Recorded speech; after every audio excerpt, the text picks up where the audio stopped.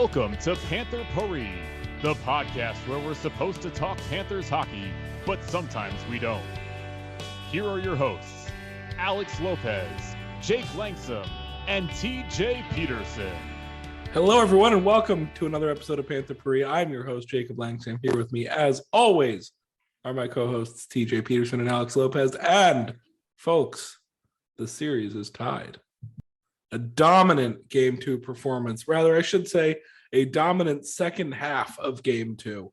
Panthers win the game 5-1, and we now have a chance to clinch the series at home in Game 5. This is a spiritual Panthers comeback victory because they didn't actually come back, but in all other ways, it resembled every other Panthers comeback victory.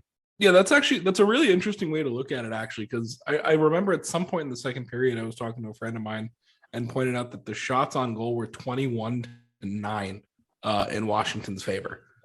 The Panthers ended up winning the shots despite they didn't just end up winning remarkable deficit. They ended up winning it by 8. They were down by 12. Since it was 21-9, the Capitals did not get 9, and the Panthers got more than 21. It ended 35-27, and every other stat was way more lopsided. Corsi was 68-50. All right, pretty much the same. Scoring chances 41-23 for the Panthers, including 20-4 in the third period. High danger chances 19-8 Panthers, and expected goals according to Natural Stat Trick, they ended up winning 3.62 to 2.79, which is quite the feat considering after one period they were down 1.4 to 0.35. And the way the game was going, I kind of expected them to grit out a 3-2, 4-2, 3-1 type of victory, come here and say, well, the Panthers have tied the series, but unless things change on the ice, they're probably not going to win it. And they did. They totally changed. We could be looking back depending on what happens in game 3, 4, and 5. And this is not me predicting. I don't want this to seem like I'm going to jinx them by saying this. If the games 3, 4, and 5 look like the second half of game 2, that's the turning point in the series when the Panthers turned it on, made it 4-1, made it 5-1, and then made the third period look like all one-way traffic. Here's what I want to say. Yes, the Capitals had the lion's share of shots early, but other than the Marchment double minor, did they really get that much pressure where they were getting good quality chances? Because I don't remember any. They had volume, but they didn't have quality. And we're all very analytics based. You want to see possession. The Panthers, I tweeted it out. Early on in the game, it looked like the exact same Panthers from game 1. They were getting pucks into premium scoring chances in the offensive zone, but weren't converting them into shots. They were flubbing passes exactly like game 1. And the Capitals, just like in game 1, were getting shots, but they weren't getting quality. So, yeah, the Panthers were down 21-9. But in terms of 5-on-5, the Capitals weren't dangerous early on in that game. And as long as you're the Panthers and can withstand that early, pressure, and Bob's not giving up a couple of fluky ones, you're going to get goals, as we saw tonight. Like, Vitek Vanacek is not a good goalie. No, he had a bad night. But in general, this is what he is. Yeah. He is a sub 900 goalie. At the very least, like over the course of the 5 periods of the series, that's what he is. Well, that's what he is for his career too. Yeah. He's a replacement level goalie, maybe slightly above it, but as inconsistent as Bob is, the Panthers have a goaltending advantage as long as Bob doesn't shit the bed, and Vitek Vanacek doesn't become the next what's the name? Not Halak, Thomas Greiss. That's all that can happen. As long as both players play to what their normal standards, the Panthers have a massive goaltending advantage in this series. So that's what the Panthers needed. Today was a perfect example of what the Panthers need to do. They need to weather the storm early from the Capitals, limit the high quality chances, not give up a softie, and then capitalize when they finally do get chances, because they're going to come. Mm-hmm. I'll go back because I don't want to come back to something that you said a minute ago that I wanted to add on to, and all of a sudden it's coming out of left field. But I kind of want to fence it about, like, were they getting quality or were they just getting volume? it wasn't all quality looks, but there were some. Like when the power play came, when the Panthers got the first power play, they gave away a shorthanded chance that was better than any chance they had in the game, and they were up 1-0. I'm pretty sure. No, that was the first power play of the game, and it was 0-0 at the time. And I know exactly the one you're talking about. I think it might have been Uyghur again, but someone turned it over. And I think the Capitals had a puck, but they just lost Oshie. Like there were 3 guys in the defensive zone, and they just lost Oshie. Yeah, everyone went for the big hit, and whoever it was made a pass to Oshie, and he came in all alone, and I think he hit the post. I don't know if Bob got a piece of it, but he hit the post. But okay, they had one shot.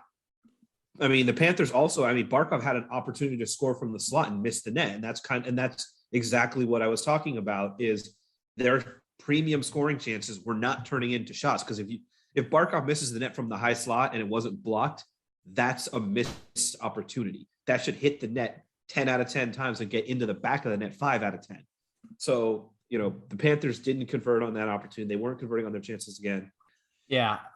Just wanted to say also, in addition to the other things that you were saying, the bad thing about Vitek Vanacek not playing well in that game is that we're likely going to see Ilya Samsonov in game 3 based on how that went. Is that a bad thing? He's not. But yeah, I was about to say Ilya Samsonov has been worse this season. Has been worse this season.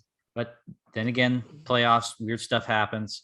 But I like the Panthers' chances of exposing him at the very least. I did also just learn that I thought Vitek Vanacek and Marek Mazanek were the same person. No, they're different people. And also, thank you for. Let's not lose sight of how I was just looking up Vanacek's stats because I didn't feel like calling him a sub 900 goalie was accurate, and he isn't. He's a career 908. But I only ever saw Capital seasons under his belt, and my thought process was, didn't Vanacek play for Nashville? Nope. He's like a poor man's James Reimer. He's like your prototypical 1B, 2A goalie. It's like if Vitek Vanacek is your backup, you're like, we got a good backup. If our starter goes out, like Vitek Vanacek can hold down the fort. But the Capitals are in the position where Vitek Vanacek is their playoff starter. I wouldn't feel very comfortable about that if I were them. No, not only that, they're in a position where Vitek Vanacek is their starter against the number 1 offense since the 1995 Mario Lemieux, Jaromir Jagr Penguins. I mean, and we're also lost game 1 of their series, by the way. I went back and looked. They lost game 1 of their first round series. And we're not even talking old Jagr. We're talking young, prime, we're talking like 23-year-old Jaromir Jagr at that point. Yeah. Like God on skates, Jaromir Jagr and Mario Lemieux. That's how epic this Panthers offense is. And you're coming at us with Vitek Vanacek. Like the results from game 1 were not going to repeat themselves unless the Panthers let it, and they didn't. And Randy and I actually had pretty much the same take, and he was talking about it in the second intermission. And I just exposed myself to have not gone to the game. So come at me for that, but I'll take my pelters. The forecheck was really where the tide of the game turned. Once the Panthers were turning over Washington coming out of their own zone, which is something that they've done pretty well all year, that was turning into much more offense for them. That's how the 4th goal happened. And I mean, it wasn't necessarily on the forecheck, but in the first half of the game, like we'll talk about the disparity between the first and the second halves of the game. The Capitals were getting out of their own zone, getting past the red line, getting it into the Panthers zone with 0 problems. It was almost like they had no resistance at all. And the Panthers must have switched up what they were doing because they had way more success as the game transpired. And that wasn't really the case in game 1. So something definitely happened there that turned the tide of the game. Well, the difference is the Panthers had a 2-0 lead and then immediately had a 3-1 lead. So Washington had to press. The difference between they should have won game 1, regardless of how poorly they played and regardless of the icing, which we've been going back and forth with Tim Peel, who is carrying water for the NHL so hard, despite how they just hung him out to dry after that hot mic incident. It's kind of incredible that he is caping so hard for the NHL and our mentions. But, regardless of that icing call and Uyghur's mistake should never happen. And Uyghur knows that. Yeah. Uyghur makes any of the 4 easy passes to him, and the Panthers almost certainly win game 1. And we're talking about how they didn't play great and played game 1. They played a much better game 2. and we're sitting pretty at 2-0. Like they should have won game one as poorly as they played. Game two, they won because you saw the talent disparity between these two teams. Capitals had all of the shots in the beginning of the game, but guess what? As soon as they turned over the puck and the Panthers were able to complete 2 passes in a row, it was in the back of the net because they're that good. I mean, I get a lot of what you're saying, but I do want to push back. Like you're telling me that score effects means that the team that is winning gets more chances, and that's typically not what happens. You know that. Like for the Panthers to defy score effects is impressive. They've been doing that all season. But that's what they do all year. Yeah. Yeah, Especially but we didn't see Literally what did they a statistical deep dive on their shot share by period, and it gets stronger as the game goes on. And I think that what you were getting at in that analysis really came through in this game. Absolutely. Yeah. I mean, the difference in game one, they were still being extremely aggressive. And what Weaker did was make an extremely aggressive play, trying to create a 5-on-3 rush. I get what he was doing. It was the wrong play in that situation. 2-1 in a playoff game, third period. You don't make that play. But tonight, instead of making the aggressive plays, they made the smart plays and let their talent dictate, and then just they clogged up the neutral zone and counterattacked of the Capitals to death. Like the Capitals got no shots because they could not get through the neutral zone. The Panthers would turn it over and turn it into scoring chances. This is what the Panthers do when they have a lead. This is why we've been laughing all season about how they can't win games 2-1, because when they're on their game, they clog up the neutral zone, create turnovers, and create odd man rushes that they turn into goals. They didn't do it well in game one. They were too aggressive in game one, and it burned them in the ass. And tonight is exactly what we saw from the Panthers all year. And that's why the Panthers are an overwhelming favorite in this series. I mean, you just spat some fire. You should spat some fire. Like we're all speechless. We're just like, damn. I have nothing to refute that. Cry. Yeah, I mean, it's perfect. It's perfect. So, look. So what you're saying is you're the guy. You're what's his name from old school? That from CNN. I have no response. That was perfect. That's what I am. That's what I'm frozen. I mean, sheesh.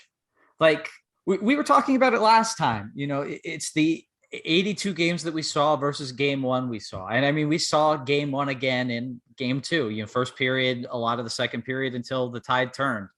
And we were like, what do we believe? And now it feels a little bit clearer. And when the series turns to Washington, I feel like we'll really know, because they won't be on home ice. The home crowd, the playoff crowd will be behind Washington. We're going to see what they're really made of. Yeah. And Washington have like one of the worst home records in the league, though. They do. They do. Not that like I don't put a whole lot of stock in that. I put nothing into it, to be honest. Yeah, that's all random, really. Especially it's mostly random. Like there's some first change or last change stuff that goes on there, but like that's mostly random. You know what I really hate is when people talk about power play splits, home and road. Like what actually changes when you're on the road versus when you're at home for the power play? Come on. Yeah. So as far as wins and losses go, because there are no OTL points in the playoffs, Washington is 19, 16, and so 19 and 22 at home, which is just it's just a weird disparity considering that they literally had the best away record in the season. They were 25 and 16 away from home and 19 and 22 at home. It's just a weird disparity. I want to take one more victory lap here, and Jacob, it's one you can join in on. TJ a little bit because you had the poopy pants well into the game and during our last podcast. But you and I, Jacob, we weren't worried. And I tweeted it out. You know, I listened to the CarCast from 32 Thoughts. They talked about the Panthers loss. Like, yep, this was an aberration. Huge win for the Capitals, but like this is not the Panthers we expect from the rest of the series. And then the same thing on Puck Soup. They spent all of this time talking about how huge these road wins were for the opposing team, for all the road teams. Then they finally got to the Panthers Capitals series, and we're like, yeah, I don't expect this to continue for the Capitals. Like when people who have been I want to call them anti-Panthers, but they've been Panthers doubters for so long, like especially the Puck Soup guys, they're just like, yeah, the Panthers are fine. And here our fan base is just shitting themselves. And I get it. Like we have known nothing but pain for so long. And there's been so much frustration. The fact that we lost game one, and like Levitard spent like 20 minutes on it today, like how like, but this fan base is just so scared because we've been burned so many times. But like, this team is really good. Jacob said it in the post game last game. I said it. TJ, you started to get on board towards the end, but like, this wasn't going to continue. And I'm not trying to take a shot at you, TJ. But like, you kind of you're our version of how 90% of the fan base felt going into tonight's game. And I kind of just want to be like, okay, now can you all exhale? Now can you realize like, hey, shit happens. It's hockey. Mm-hmm. Good luck doing that 3 more times. Mm-hmm. Beating a dead horse. 2018-19 Lightning. How many times would you have said the same thing? Game 2, game 3. It's like, oh, but they're way better than but they had Sergei Bobrovsky actually playing well. No. Like my point isn't that will happen. So you have to, account for it.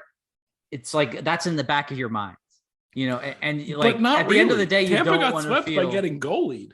At the end of the day, you don't want to feel like you're Vitek Vanacek and Ilya Samsonov. Okay, it could happen. I mean, they got 7-game series. They got goalied by the freaking Finnish Oilers goalie, who's so bad I can't even remember his name. Well, I'm talking about in the regular season against the Oilers. Talking about, okay, Mikko Koskinen. But was that game? It's one, and that Lightning Columbus series. Every intelligent hockey person calls that one of the biggest flukes in hockey history.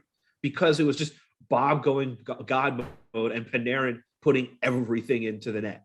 Like, these things just. Yeah. Okay, I'm just afraid of a fluke. That's what I'm talking about. Like, but we're already not going to get swept. Yeah, of course. Now that's impossible. Pain. I get that. But at some point, you just have to sit there and look at the teams and say, hey, if the fluke happens, the fluke happens. But there's a 99.9% chance it's not going to.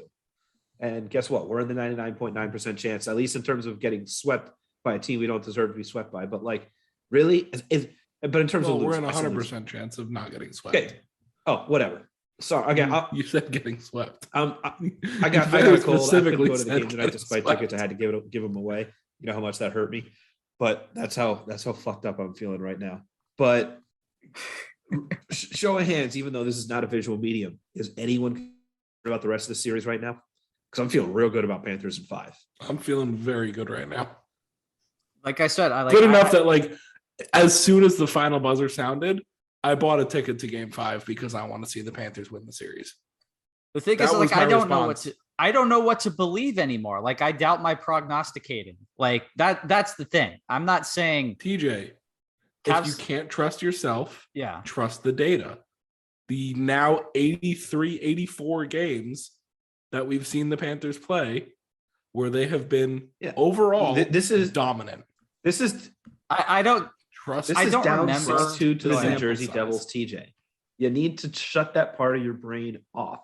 Like, this is in fairness, being down 6-2 is like, it's understandable to give up on the game.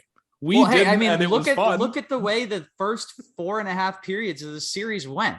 Like, you can understand being a little bit worried at that. And I mean, the way TJ, don't think so. They were not going to continue playing like they did in the first game, and they didn't. I mean, even tonight, like, how many times have the Panthers had over the years had the better of play, and then the team that was exponentially better than them put it together for 45 seconds, and all of a sudden it was 2-0.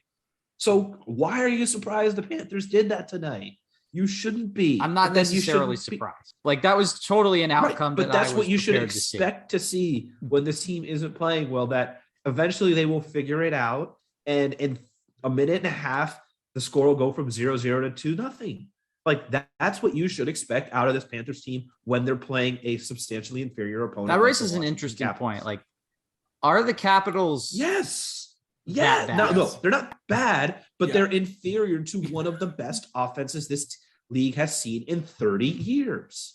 I definitely think they're worse than the Panthers, but I thought they were like maybe the third worst playoff team, and like the rest of the Eastern Conference playoff teams. Okay, you think they're better than the third worst playoff team, or what are you? No. I thought you were going to say third best. No, they're. I mean, in terms of if we're including the West, I would say They are better than this version of Yeah, Nashville. counting the West. This version of Nashville without Saros and the Kings. Everyone else, I think, is better than Washington. But they're still a good team. There's a case to be made for the Oilers. I like the Oilers. I'm somehow on board. I don't trust. I can't tell you why. I think it's because with Woodcroft, they've been really good. I think there's a lot of similarities between the Oilers and the Capitals. The Oilers just have McDavid and Draisaitl, who are two of the 5 best players in the world. Mm-hmm. So for that reason alone, I have them above the Capitals. Like Ovi was the top 5 player in the world, and he can give you spurts where he looks like a top 5 player in the world again, but he's not anymore. TJ Oshie is no longer a top 50 player in the world. Nicholas Backstrom is no longer a top 50 player in the world. Not Lucas Carlson. Was it John Carlson? John Carlson. Yeah, John Carlson is no longer a top 30 defenseman in the NHL. Like, this is a team that is past its prime. Yes, they'll give you spurts of brilliance, and we've seen that from TJ Oshie, but they cannot put it together 60 minutes a night in a 7-game series. I'm not saying the series is over. I'm just saying everyone needs to exhale. We're way more likely to see more 5-1 results than 4-2 losses. And, that reminds me of what Samantha Pell said on the last podcast we released. So go listen to that just to get her input. She said, Capitals fans were so surprised that they played a full 60 minutes in game 1. And I saw lots of other people say, that's the best I've seen the Capitals play in a long time. And I'm beginning to think that's what happened. And they pretty much got, pumped up by how good they were in game 1 and came out the same way in game 2. And it just wasn't going to keep up when they were down 3-1. Like, they played well in the first half of this game. We all acknowledge that. They did. And then they didn't. Yeah. Like that was the first part of the series where we saw the Capitals flounder. Game 1 was kind of a perfect storm. It was one of the Capitals' best games of their season and one of the Panthers' worst games of their season. It's really that a blown icing call and a bonehead mistake from a top defenseman in the NHL to tie the game late in the third period. Like, I can't repeat that enough times and beat the dead horse enough times, because it's just so obvious to me. Like, what we saw was, a best case scenario and a worst case scenario combining for a barely snuck out victory in game 1 for the Capitals. So I want to talk about, I would bet that most of the series is going to look a lot more like game 2 than game 1. If the Panthers, especially if the Panthers can score the first goal and take away the Capitals' ability to just play the 1-4 trap all game, then, they're not going to be able to run with the Panthers. They're not going to, as soon as the Capitals start taking chances, the Panthers get their odd man rushes and it's 5-1 in a heartbeat. Like, the Panthers played conservative hockey for their standards the entire third period and dominated the Capitals. I mean, they had 2 power plays where they were putting Radko Gudas out there on defense just to make sure, hey, we don't want to give up a shorty here. We're fine playing conservative for 2 minutes to eat up clock because we don't think you can score 4 times in 7 minutes. if I was a Capitals fan, I would be pretty deflated by what I saw in the third period, which, seems counterintuitive because it was 0-0. They didn't give up another goal. Ilya Samsonov, who was most likely going to be their game 3 starter, looked pretty good, but they were completely content with going back to Washington with the series tied 1-1. And I mean, that's a perfectly fine result for them. We've talked about how good the Panthers are. For them to have stolen a game in Florida, and I say stolen even though they deserve to win the game, they're going to be happy with that. But that's just not the way you can operate as a professional athlete at the very highest level. You have to have the killer instinct. You have to want to win every game.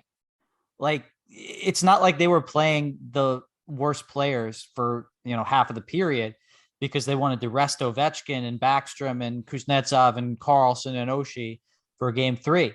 It really didn't seem that way to me. It really seemed like that's an opportunity for them to get some momentum back going into game 3, and they didn't take it at all. Last year, the Capitals won game 1 of their series against the Bruins, and then they lost in 5. This is a team that's done that. 2 years ago, they lose in 5 games also, and they lose in 7 the year after they win the Stanley Cup after going up 2-0 in the series to the Hurricanes. They manufactured 6 shots in the third period, in a period they had to play well in. Because, yes, going home, all the quotes from out of Washington are going to be, well, we took the president, we took home ice away from the President's Trophy winner. We're happy with a 1-1 win. But and the fans are going to say that, everyone's going to say that. But when you actually look at the games, you kind of have to be shitting yourself if you're the Capitals fan. Because, like, this is the worst 1-1 it could possibly be, where you snuck out a win with your best possible game, and the Panthers still didn't even play to their best because, like you said, we'll all admit the Capitals had the better run of play the first 28-ish minutes of the game. Even though they didn't have the most quality, they had the better run of play, which is still rare for the Panthers, and they got their ass beat 5-1 tonight. Like, they're gonna talk a good game, but there shouldn't be that much confidence going back to Washington.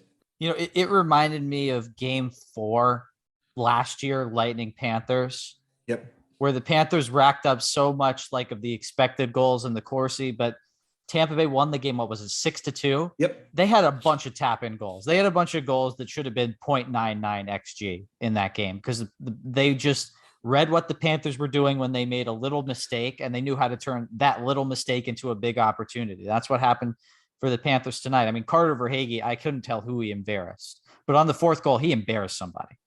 Yeah, and who was it that and the Lundell goal? Who forced the turnover at the blue line? I can't remember. Was it? No, that's the one I'm talking about. That's Carter. The one I'm talking. That was about. Carter, baby. So Verhaeghe forces the turnover. That was Carter. Gives it to Lundell, who does a backhanded give and go. My God, that was beautiful. And okay, I just that goal. Is there a goal that is more manufactured for this podcast's entertainment or patting ourselves on the back or anything like that than Lundell from Reinhart and Verhaeghe? I mean, the subtle thing about it that I love the most is that Reinhart has no hesitation to pass the puck back to Lundell, even though his ass is facing Vanacek. Yeah, he does not care. People don't realize how good of a play that was for everyone because, exactly like you tweeted, TJ, 99% of the time, the Reinhart, a player in Reinhart's position is going to receive that pass, see the guy who passed it to him, his ass is to the net, and take the shot themselves. And they have a really good scoring chance. That's a shot you should score on more times than not. But Reinhart had the wherewithal to realize Lundell is very talented and is going to basically transition from backwards to forwards without losing a step, without losing any balance, which, look, is it the hardest thing in the world to do? No, but in an NHL setting when, there are defensemen coming at you, that's not an easy play. That's a good play. Milan Lucic isn't making that play. You have to have skill to make that, skating transition. And it's a tap in free goal. I'm dying. I'm sorry, Alex. I'm sorry. I'm looking at the one thing that Lundell and Sam Reinhart wowies. They're so good together. Yeah. they're so good. Yeah, it was not a good series for Reinhart right up until that moment. And I had pointed it out on Twitter, and that's just one of those hilarious this you moments, or that escalated quickly because he didn't have a good series. I mean, he was the worst Panther in terms of expected goals disparity in Game 1, and he really didn't do anything up until then in Game 2. And he had a great second half of the second period, great third period, just like everybody else did. And I mean, it reminds me of the way the season started. They were winning, but Reinhart didn't really get going until a little bit later on. He had to figure out what was going on, how he was going to integrate into it. And I think he's figured it out a little bit. In fairness, that did give us one of our favorite tweets of all time. Yeah. I'm still in a state of shock that tweet is 1 up and 2, it gets quote tweeted. I mean, it's still getting him interactions. Why would he take it right? down? But at one point, do you just own it? At some point, if you're gonna leave it up, you gotta own it and be like, yeah. I think leaving it up is a form of owning it. No. And the funny thing is, I've noticed that Buffalo fans love Sam Reinhart. I was not expecting that, considering it didn't really seem like he wanted to stay. And, whenever a player gets moved in those circumstances, you rarely see the fans base. It's I can understand that, we're not going anywhere. I mean, with Eichel, I think there was a little bit more acrimony, like for fairly obvious reasons, but at the same time, like they weren't letting him get the surgery. Eichel was, even before the injury, Eichel wanted out. But apparently an article came out today, and it doesn't really go into a lot of specifics, but apparently his Sabres teammates, like Eichel's Sabres teammates, hated him. I can buy that. Yeah, I think I've heard similar things. I mean, the difference between Reinhart and Eichel is like Eichel was clearly getting fed up with all of it. And, he was the face of the franchise. He was brought in to be the savior. And let's be honest, he did his job. I don't want to make this a Sabres podcast, but like Eichel did his job. He carried his weight, and very few, like Sam Reinhart and who else did. So it's like, so Eichel was the face of the franchise, and he was clearly discontent. Reinhart was discontent as well, but because he's not the face of the franchise, he's in the background. Less people are paying attention to it. I think if the roles were reversed and the only thing that changes is Reinhart was wearing the C, I think you'd see a lot of similar vitriol for Sam Reinhart that you see for Jack Eichel. Maybe that might also just be conjecture. So just to go back to one thing and put a number to a point that I was making, and I'm going to start with the withouts. Lundell without Reinhart, 52.87 Corsi for percentage. Pretty good. Reinhart without Lundell, 55.43. Pretty good. Pretty awesome. Lundell and Reinhart together, 58.82. I got to be honest with you, that's lower than I expected. Maybe Really? You got to throw a Marchman in there. But you know what? Hot take. I want Marchman on the first line once he feels 100%. Or, at least as close to 100% as you're going to get in the playoffs. I think you need that guy. Marchman, Reinhart. TJ, you are correct in putting them together. Lundell, Marchman, Reinhart as a line, 62.2 Corsi for percentage. I don't know how much dialogue we can have about this, but I do want to throw it out there. I think Mason Marchman is the kind of player you need in the playoffs. Like I just see him, and I think he embodies so much of what you need in terms of like the shuttling the puck, the way he can shield his body to create time and space. I'm just very happy with what he provides, and I'll be sad to see him go if he gets a big offer in UFA, but I'll be happy for him at the same time. These are Mason Marchman's last games as a Florida Panther. Like, just get ready for it. I mean, I don't know. Maybe he stays for cheap. Don't get attached to that idea. Like, it's somewhat plausible. Don't get attached. It's not plausible. This is his first shot to make big money. This guy. Well, I mean, the thing is that Duclair had a pretty good year last year, and he signed 3x3. Yeah, but Duclair had a track record as an up and down player, and he didn't have as good of a year as last year as Mason Marchman did this year. Duclair made some decent change. Like Mason Duclair Marchman also had a career low shooting percentage last year. Cannot stress that enough. Right. Like Mason Marchman, he's going to be 26 years old. I think so. 26 years old, and he's going to have basically a year. No, so he's going to be 27 this summer. He's going to be 27 years old, and he's only had an NHL paycheck for basically a year and a half because that AHL salary is not much. This is his one chance to cash in. He is gone. Like someone is giving him, 5x5 or 4x something like that. He's getting 4+ AAV, and if you're the Panthers, you cannot match that. Like if there's someone you move stuff around for and hope they take a bit of a discount, his name is Claude Giroux. It's Claude Giroux, yeah. There's a saying in this industry, keep getting them checks. So keep getting them checks, Mason Marchman. Hard pivot. One thing that I am worried about, one thing that I haven't really seen click yet in this series is the Panthers power play. They're now 0 for 5 in the series. They've had 10 minutes of power play time and really not ever looked like they were about to score. I disagree. They should have had one in game 1 where the pass from Barkov to Huberdeau just missed. Barkov should have scored tonight. I disagree with you that they haven't ever looked like they're about to score. I will agree with you that the power play hasn't been great. It hasn't been you haven't seen that consistent pressure that you want to see out of your power play. Like you've seen it from the Capitals where they put a ton of pressure on the power play and Bob has had to come up huge for 2 straight minutes.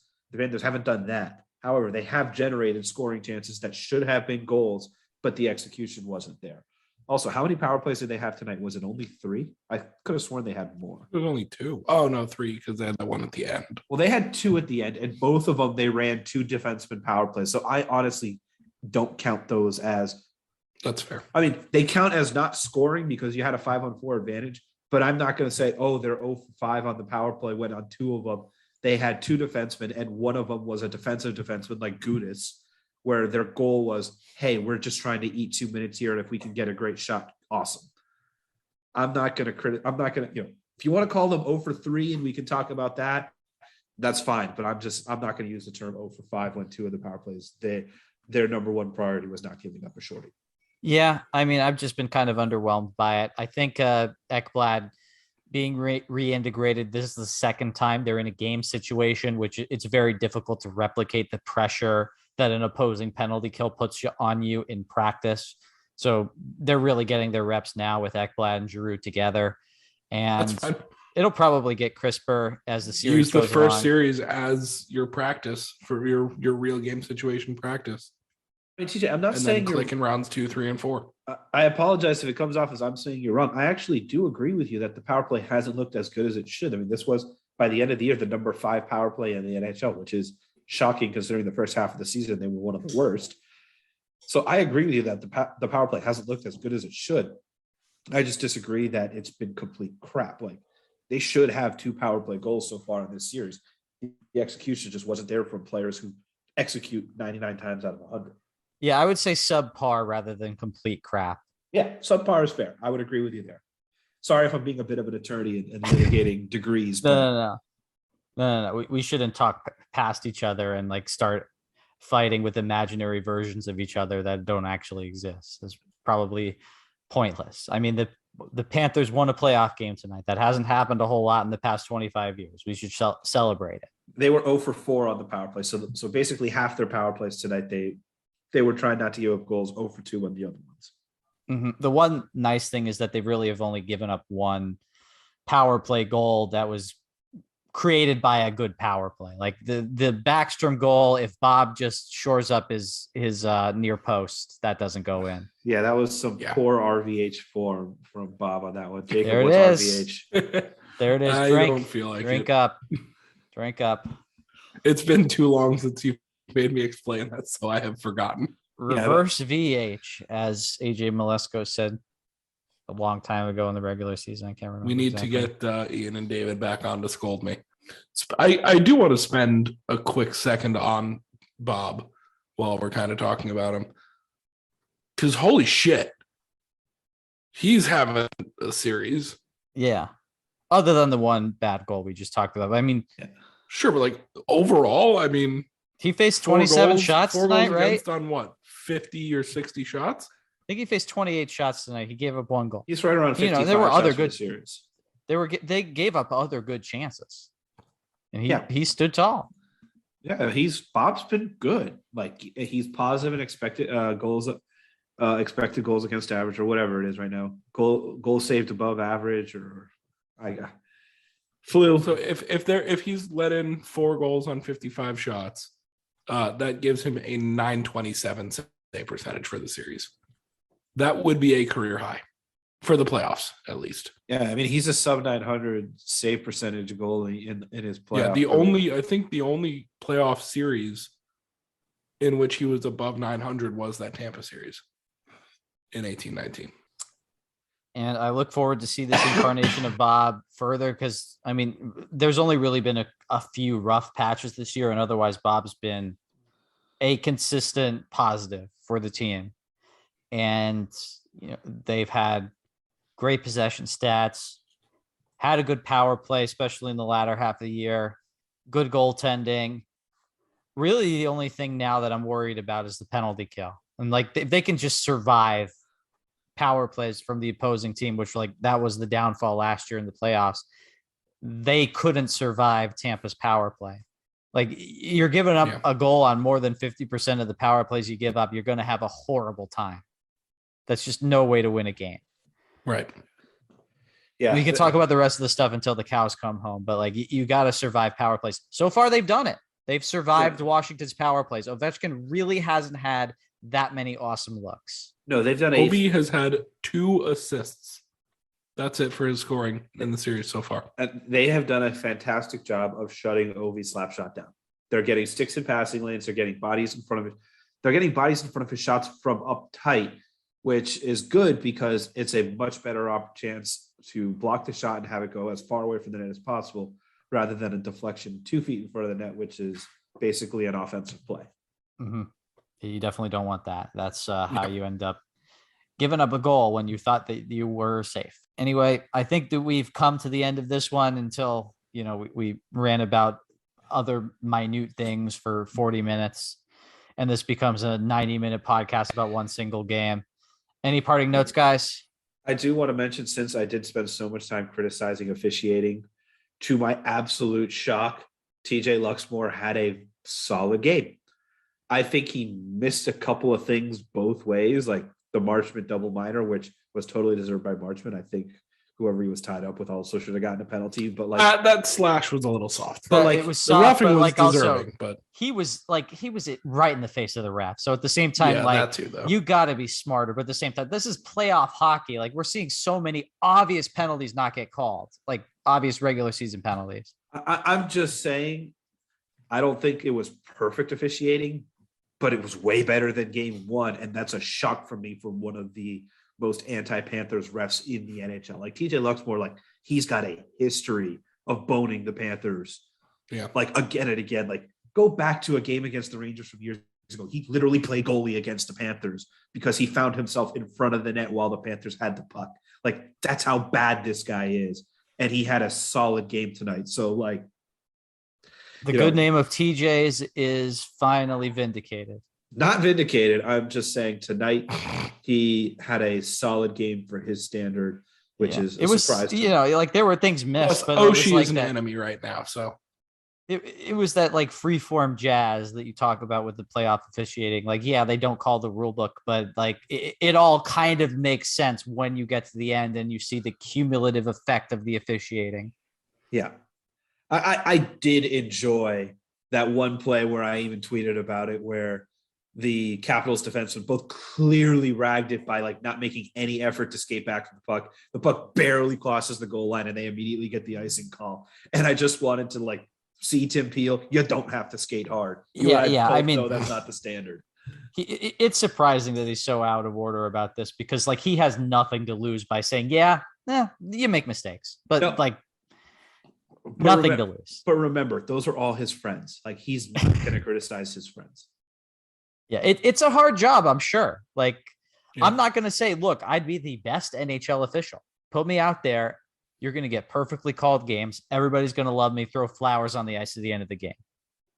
No, your tweet was perfect, TJ. It was, hey, say, look, mistakes happen. You got to deal with it. Or, hey, that was a missed one, but they even out over the course of a series. But what you can't do is look at video evidence of a absolutely incorrect call and still sit there with a straight face and say, I think that was a great call. Like you just like you lose credibility when you do that. And like I'm not trying to take shots at Tim Peel, but I am taking shots at Tim Peel. Like he's not going to listen to this. I know he follows me on Twitter and he follows the main account on Twitter, but like he got a kick out of that interaction. I can tell. For sure. And like, I think for the most part, we kept it professional. I mean, I would have loved to have just taken shots at him, but like, hey, someone's interacting with you. He's being respectful. Just because he's a public persona doesn't mean we got to be assholes. So yeah, I mean, at the end of the day, it's a damn game. Like, come on, you don't have to like call him a scumbag, Right? Like, he was clearly carrying water for his fellow officials. He didn't want to, say anything negative. I mean, who knows? Maybe he's really good friends with those lineys, and he's never. And maybe those lineys are great guys. He wants. I'm to sure stand they up are. Yeah, I'm sure they are. Like most of these people that you hate, like you get around them and it's like, oh, you're not so bad. Yeah, I mean, like if we met Tom Wilson, like if for some reason, like after Game 5, we just like saw him at Yard House or something, would you be an asshole to him? Yes. I'd probably be like, I begrudgingly respect you, Mr. Wilson. Nah, I'd be like, fuck you, go back to Washington, piece of shit. And and that game, the first Capitals home game in October where they were leading and then the Capitals came back to tie it and they won in overtime. I was screaming, oh, Wilson, you suck. And then he puts the puck in his own net and the Panthers win. It's a glorious bit of justice. Justice isn't really the right word, but foreshadowing. But it's sports hate. It's not real hate. Right. That's kind of the point I'm trying to make. And it's like, yes, Tim Peel, when you were an official, I did not like you, but you seem to be cool to interact with on social media. So it's like, I'm not going to take that sports hate and bring it over to a real life argument. I'm just not. Mm-hmm. And I do want to say, like, just in the grand scheme of things, I think more people need to recognize where sports hate ends and where like legitimate resentment actually begins. And, it's leisure, it's recreation. It's meant to be a hobby. You really shouldn't let it get to you too much. Like, I don't blame you. Like it obviously has an effect on us. But like at the end of the day, it's a hobby. No, I mean, it could have had an effect on us considering it's 72 hours later, the Panthers are up 5-1 and I'm still arguing about this damn icing call. We love it's just icing so frustrating. discourse. You won't admit it. Welcome to Icing Pourri. This is just how it happens when you're a lawyer. When you're right about an argument, you just won't let it go, even if it doesn't matter. We're really lucky they won because people are going to have way more patience for this. I mean, if they didn't win, we would have a much different tone. Oh yeah, and we were like, we would be like, I'm done with this. Like, let's get out of here. Speaking of which, I'm done with this. Let's get out of here. Land the plane. Where are they rate us 5 points on my driver's license. Aren't points? Jake now has a suspended license thanks to the loyal listeners of Panther Pourri. Oh boy! All right, guys, go back and listen to our interview with Samantha Pell. Or my interview, you guys couldn't be there, but it was still good. The brand interview. That's right. We might have another one coming up before Game 3. Looking to confirm that, or confirm that we can, unfortunately. But I definitely Saturday post game will have something, and after every game, and hopefully we can get stuff in between.